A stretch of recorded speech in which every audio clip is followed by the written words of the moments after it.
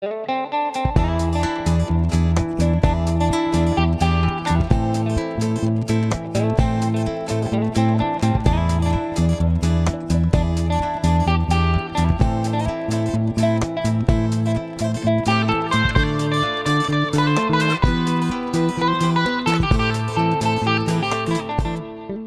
les makers, CrazyDoob. Aujourd'hui on va parler impression 3D, ou presque. Il y a quelques temps je vous ai présenté ma CR10 qui a été bien modifiée. Cette CR10 en fait disposait d'options qui permettaient de s'y connecter depuis l'extérieur, donc soit par internet, soit via le téléphone. Enfin, voilà des petites fonctions plutôt sympas. Donc aujourd'hui je vais vous expliquer comment j'ai mis en place ça, donc via l'utilisation d'Octoprint ou Octopi. Voilà, c'est un espèce de petit logiciel, je simplifie, hein, attention pour les puristes, une espèce de petit logiciel qu'on vient installer sur un Raspberry et qui permet de démultiplier les fonctionnalités d'une imprimante 3D. Donc pour cela, on va avoir besoin d'un petit peu de matériel, je suis désolé, hein, mais c'est comme ça. Donc on va avoir besoin d'un petit Raspberry. Donc pour ma part, contrairement d'habitude, je suis parti sur un petit kit tout prêt, voilà, avec tous les accessoires nécessaires. Habituellement j'achète le Raspberry à part, la carte à part, le chargeur à part, enfin voilà, tous les accessoires séparément. En termes de prix, voilà, c'est pas forcément plus intéressant. Là je suis parti voilà, sur un petit kit, donc il y a un kit de chez aboxtech.com, donc un kit Raspberry Pi 3B+, donc les dernières versions en fait de Raspberry Pi 3 sorties. Donc un kit en fait qui comprend plus ou moins tous les accessoires pour réaliser le système d'Octoprint. Donc on va avoir forcément un Raspberry, donc le Raspberry qui est livré dans une boîte officielle, hein, voilà, pour s'assurer que c'est pas une copie du Raspberry, donc un officiel.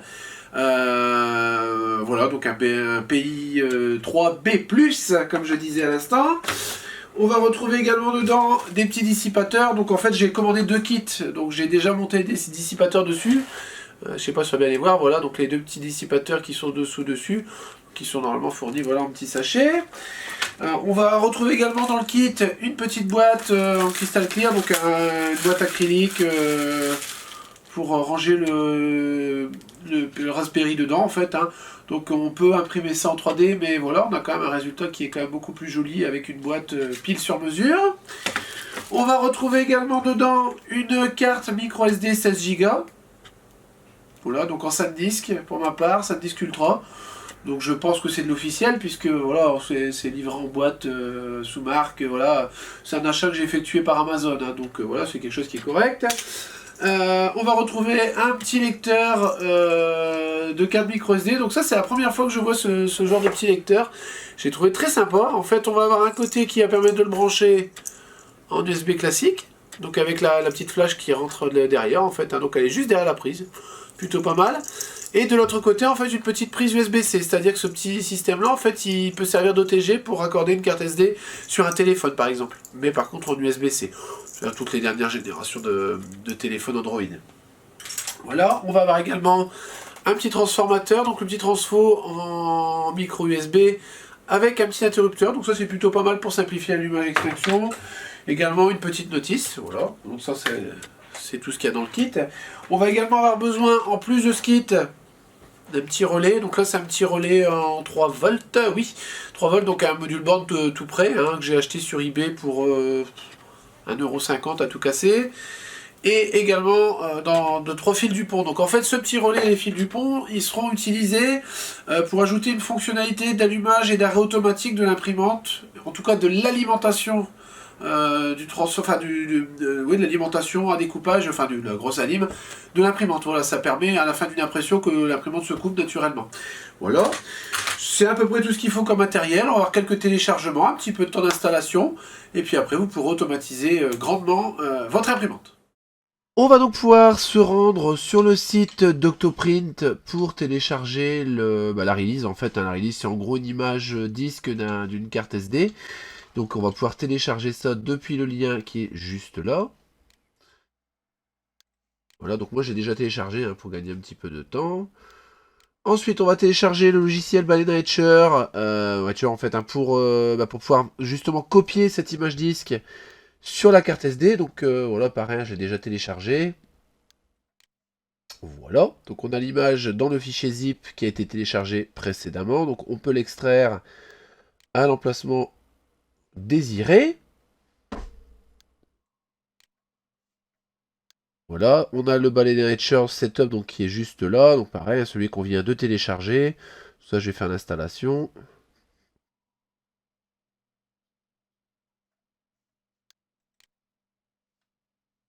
Donc là, en fait, j'ai un petit message qui s'affiche parce que la carte SD que j'ai été installée sur l'ordinateur, elle contient déjà une release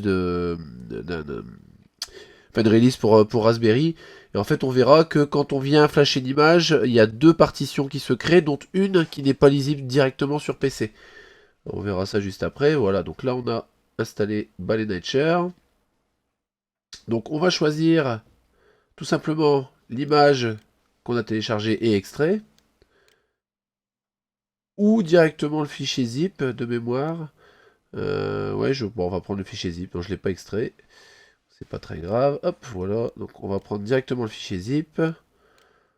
Voilà. Ensuite, une fois qu'on a choisi ça, on va pouvoir choisir le lecteur souhaité. Donc voilà.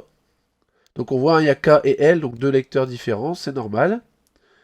Si jamais vous l'avez déjà utilisé, en tout cas pour un Raspberry. Et puis là, on peut lancer l'installation, enfin la copie en tout cas.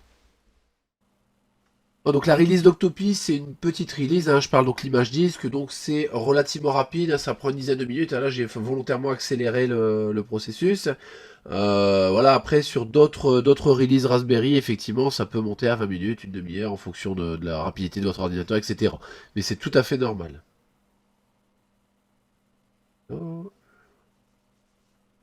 Là, il y a une vérification de l'écriture.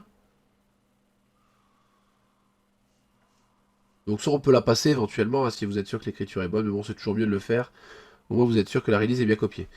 Voilà, donc Octoprint a été flashé sur la micro SD. On va pouvoir maintenant accéder du coup à la partition qui nous intéresse, donc à la partition boot, où on va retrouver un fichier qui s'appelle Octopi WPA supplicant.txt. Donc ici, c'est à cet endroit-là que vous allez venir paramétrer la connexion internet, donc le Wi-Fi en fonction de votre box. Donc la plupart des connexions maintenant fonctionnent en WPA, donc on va décommenter ces lignes-là. Votre SSID, donc c'est le nom de votre Livebox, donc vous allez retrouver en principe juste ici.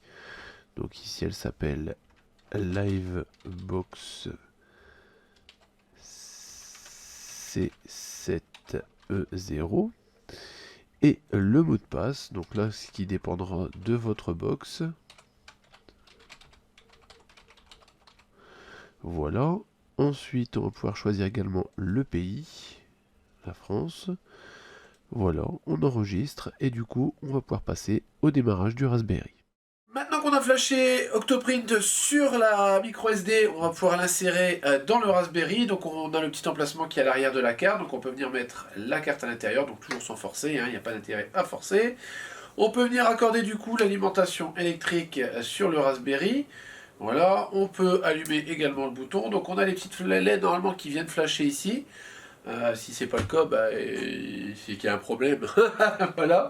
Donc on laisse démarrer et on va pouvoir techniquement accéder maintenant au Raspberry. Pour pouvoir accéder à Octopi, on va avoir besoin en fait de l'adresse IP sur le réseau interne, donc sur la box de l'Octopi justement. Donc pour ça, on va sur la box. Sur Orange, voilà, je vous montre un petit peu comment faire, mais bon, vous pouvez trouver assez facilement sur les différentes boxes comment trouver l'adresse d'un équipement. Donc on peut utiliser du coup cette adresse IP qu'on va coller dans le navigateur pour accéder à l'Octopi. Donc ça peut prendre quelques secondes, surtout au premier lancement. C'est normal toujours. Là, donc ça fonctionne, donc ça c'est déjà pas mal. Donc on va avoir un petit wizard, voilà un petit système qui va permettre de paramétrer les différents éléments qui permettent d'accéder à Octopi, les petits réglages de base, donc le mot de passe, etc. Voilà, donc ça forcément vous choisissez suffisamment protégé pour pas que les gens puissent accéder à l'extérieur, surtout si vous activez l'accès extérieur, pardon. Voilà, donc next. Voilà, donc là on peut ou pas activer l'envoi de données anonymes. Là. Donc ça, c'est la vérification de connexion. Donc c'est-à-dire que toutes les 15 minutes, la page va vérifier si on est toujours connecté à l'Octopi. Voilà, donc il parle des DNS, etc. On peut régler différemment. Moi, je laisse les réglages par défaut. On active ou on désactive la vérification de connectivité. Voilà. On peut bloquer les plugins en fait qui ont été blacklistés par le créateur de l'Octopi. Voilà. On peut importer un profil de slicer en fait qui est CureEngine, donc voilà, il est compatible si on veut faire la découpe des pièces STL directement sur l'Octoprint, pardon. Ici le nom de l'imprimante, bon, en tout cas le nom dans Octoprint, le modèle, donc là ben voilà on choisit hein. Les dimensions de l'imprimante, donc l'origine, si un lit chauffant, les dimensions, la forme également de l'imprimante à tout en haut. Voilà. Donc ça on touche pas. Voilà, c'est les vitesses maximum par axe. Le diamètre de la buse. Et le nombre d'extrudeurs. C'est fini. Voilà, ils disent par contre de bien faire attention, de jamais laisser d'imprimante sans surveillance. Enfin voilà, des consignes de base, mais bon que tout le monde sait. Hein. Voilà, donc on peut faire une mise à jour si on le souhaite. C'est même plutôt recommandé. Ce qui est malheureux, c'est que je viens de le télécharger et qu'il y a une mise à jour à faire. Mais bon, c'est comme ça.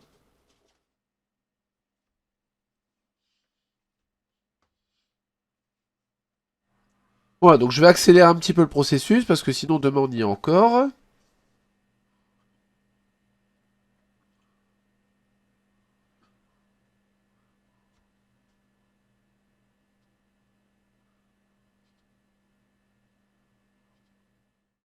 Voilà, donc on va encore s'armer d'un petit peu de patience, puisqu'il va falloir attendre que le serveur redémarre. Donc là, j'ai raccourci un petit peu l'opération, mais ça peut prendre quelques minutes.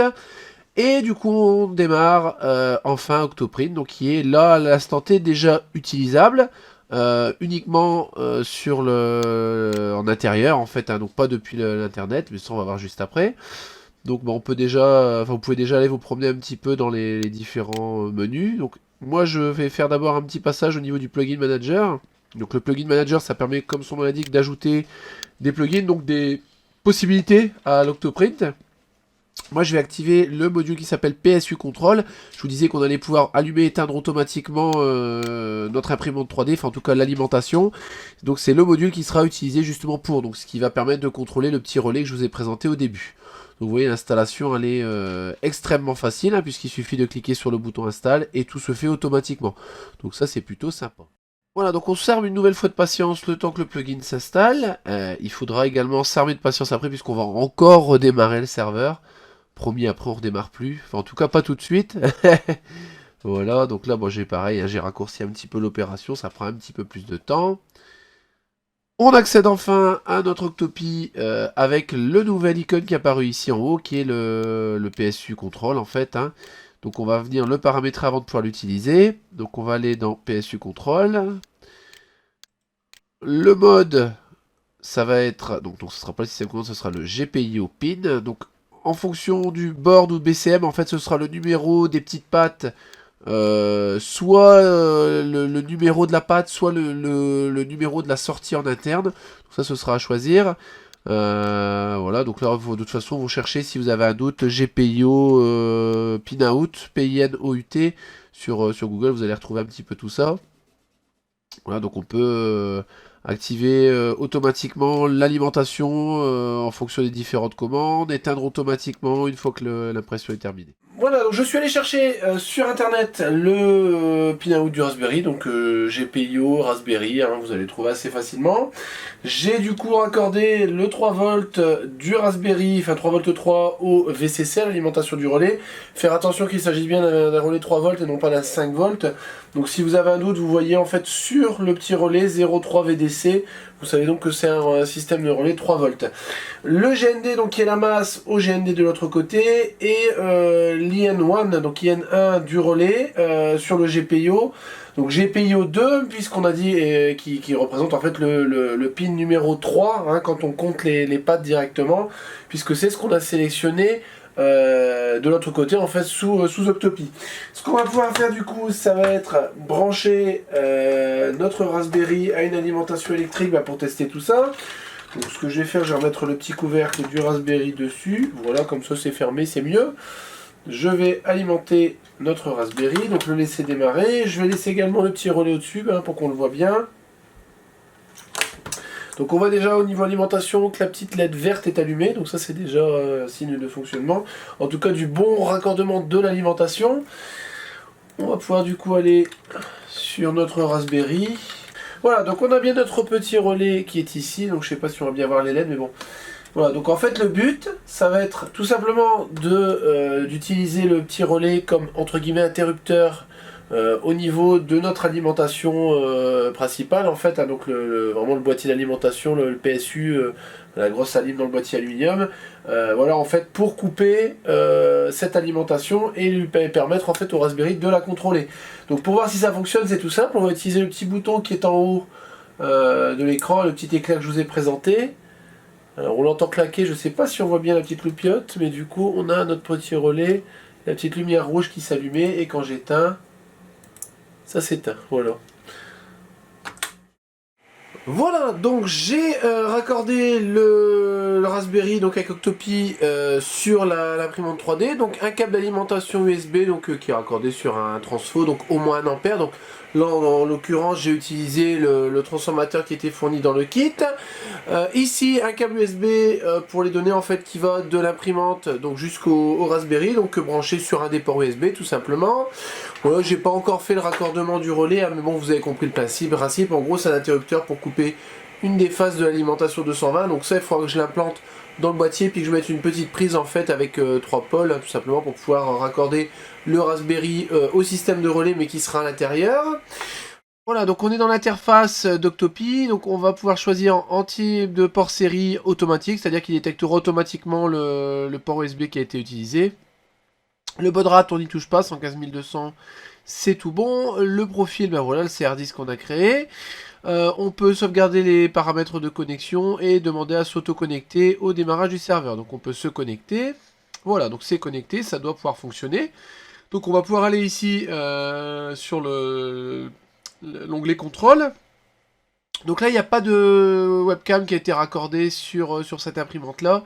Voilà, si vous raccordez la webcam directement sur la petite prise du Raspberry, vous pouvez rajouter un écran, etc. Vous pouvez enregistrer, faire des timelapses, enfin, il y a plein de possibilités. Ici, on va juste tester un petit peu le mouvement. Donc voilà, quand j'appuie sur le bouton, donc on entend le relais qui a claqué, c'est normal, puisqu'en gros, il vient d'allumer l'alimentation. Et là, on voit bien du coup, depuis l'ordinateur, que l'imprimante bouge, donc depuis Octopi. Donc ça c'est valable depuis l'ordinateur, ça peut fonctionner également depuis des applications mobiles type Printoid, etc. Voilà, il y a plein de choses possibles, hein, puis on peut bouger un peu tous les axes. Donc voilà, il y aura d'autres possibilités également d'ajouter d'autres fonctionnalités via des plugins, hein, comme je vous ai montré. Voilà, la seule limite ce sera au niveau électronique, après sur la machine, et au niveau des limitations peut-être du firmware. Je vous laisse découvrir un petit peu tout ça. Voilà qui conclut cette vidéo sur l'installation de l'Octopi ou Octoprint sur une imprimante 3D. Donc, hein, comme je vous disais, ça fonctionne sur une grande partie des imprimantes, en tout cas toutes celles qui fonctionnent sous Marlin, donc ça couvre une très grande partie d'entre elles. Si vous avez des questions, des commentaires, c'est juste en dessous de la vidéo que ça se passe. Likez, partagez, rejoignez-nous sur les réseaux sociaux, parlez de nous autour de vous. Enfin, voilà, faites un max de bruit et je vous dis à bientôt pour de nouvelles vidéos.